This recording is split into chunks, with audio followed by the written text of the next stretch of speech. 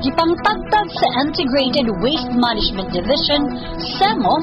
ang pinutos nga grocery items bilang pahalipay sa mga naninda sa fish o meat section kinsa ni-appeal sa search for the most environment-friendly market vendor niatong Disyembre 27,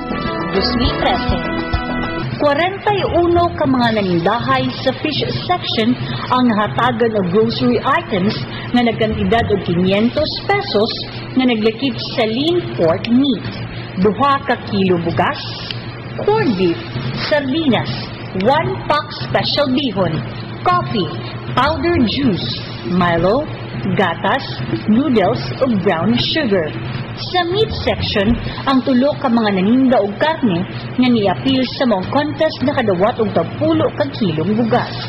Sa pagkiginabi sa Dateline News Team, ngadto kang Ana Lugomo, staff sa SEMO, siya may butyag nga paghimuon ang grant awarding sa search for the most environment-friendly market vendor sulod sa 2 o 3 ka bulan karong tuiga sugod sa bulan Enero 2014 ug kini magabase sa ilang resulta sa pagtuman sa criteria sama sa health and sanitation 20%,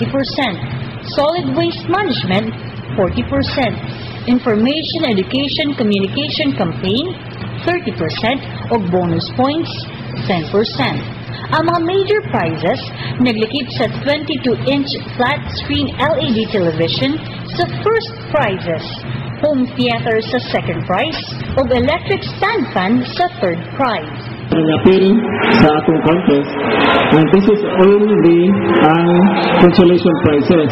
Ang katong major prizes nato, set na po after 2 months siguro, mo extend pa sa ato ang contest kay we have decided nga medyo